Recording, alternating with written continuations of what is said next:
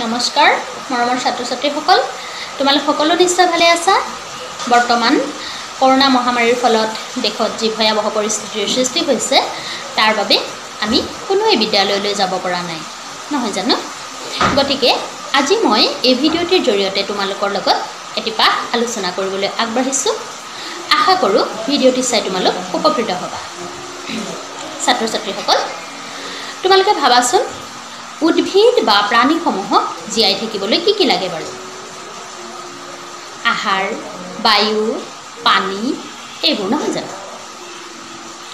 আমি ভাত বা অন্য কোনো খাদ্য নোখোৱাকৈ কিছুদিন জীয়াই থকাটো সম্ভৱ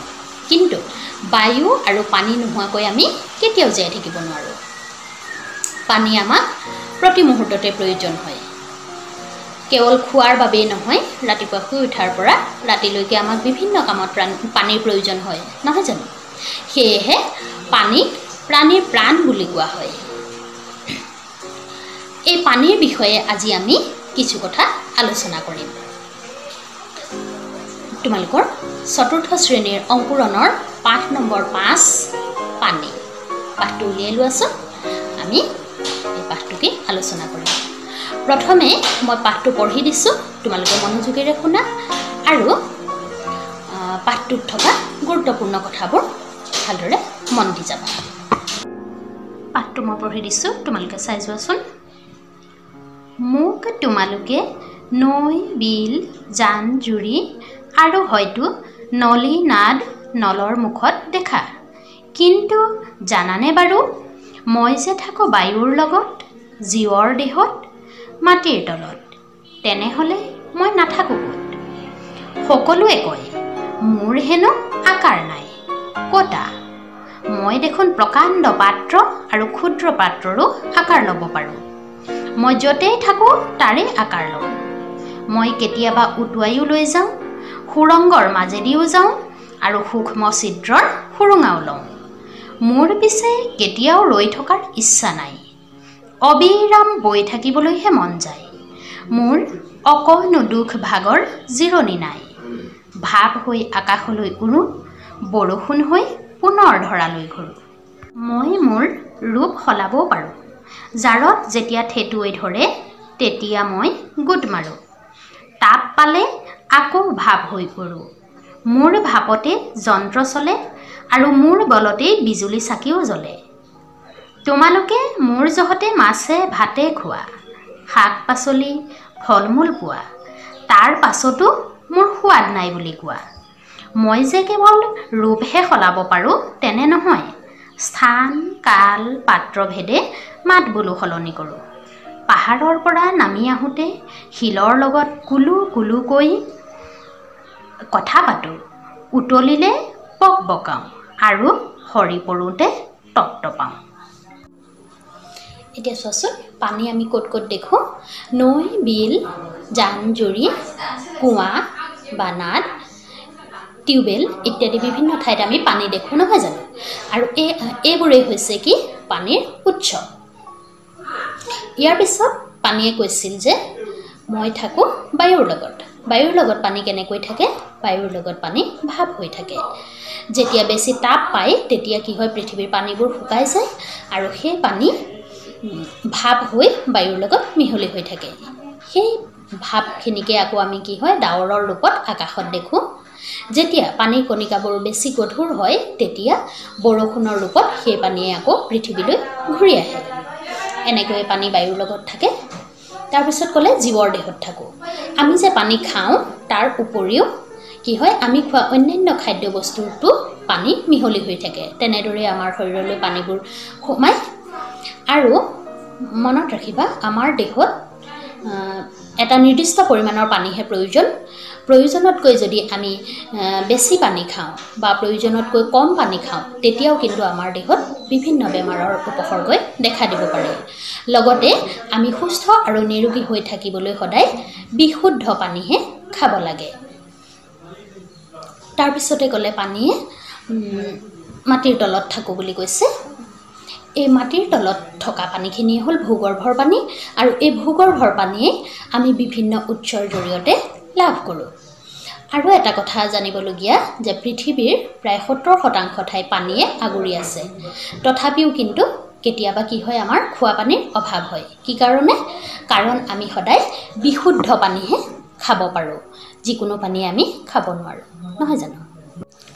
তাৰ পিছত কি কৈছিল পানীৰ কোনো আকাৰ নাই হয় পানী কোনো নিৰ্দিষ্ট আকাৰ নাই যদি আমি এটা বহল পাত্ৰত থওঁ পানীখিনি সেই বহল পাত্ৰটোৰে ৰূপ ল'ব যদি এটা আমি ক্ষুদ্ৰ পাত্ৰ মানে সৰু পাত্ৰত থওঁ তেতিয়া সেই সৰু পাত্ৰটোৰে আকাৰ ল'ব উদাহৰণস্বৰূপে মই আজি তোমালোকক দেখুৱাব বিচাৰিছোঁ তোমালোকে নিজেও জানা তথাপিও মই দেখুৱাইছোঁ যে এই বটলটোত মই আজি পানী লৈছোঁ এইখিনি কি হৈছে বটলটোৰ দৰে লাগিছে পানীখিনি দেখিবলৈ আৰু মই এই পানীখিনিকে এতিয়া এটা গিলাচলৈ বাকি দিছোঁ চোৱাচোন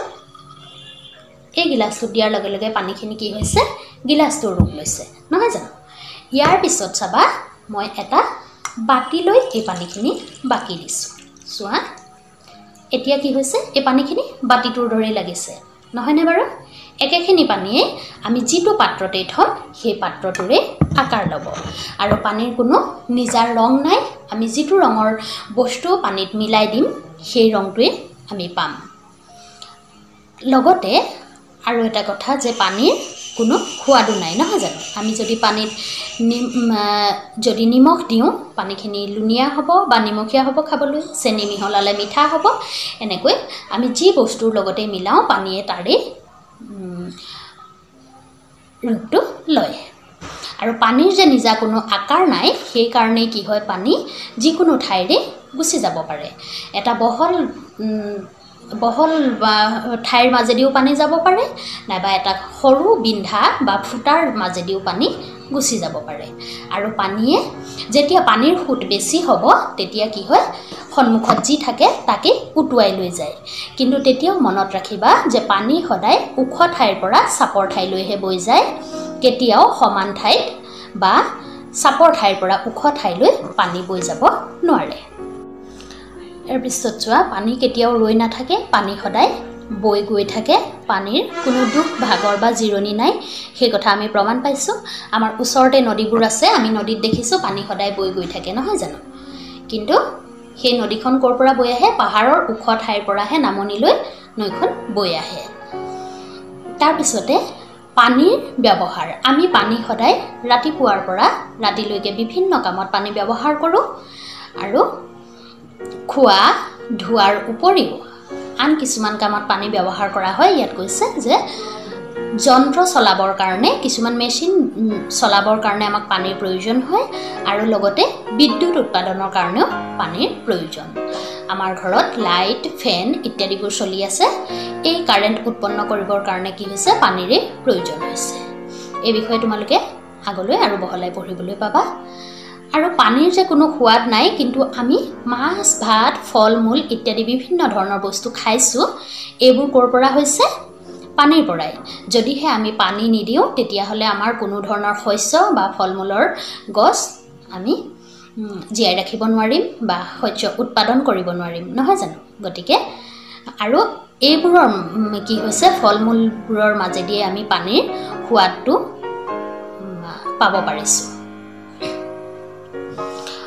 আৰু পানীয়ে স্থান কাল পাত্ৰ মানে নিৰ্দিষ্ট ঠাই বা সময় লৈ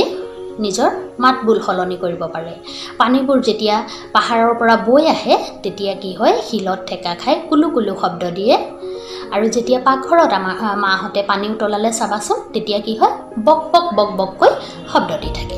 আৰু যেতিয়া ওপৰৰ পৰা বৰষুণৰ পানী পৰে তেতিয়া বৰষুণৰ পানীবোৰে কেনেকুৱা শব্দ দিয়ে টপ টপ টপ টপ হয়নে বাৰু এতিয়া পানীয়ে মাতবোলো সলনি কৰিব পাৰে আৰু কি হয় পানীয়ে বিভিন্ন সময়ত নিজৰ ৰূপ সলাব পাৰে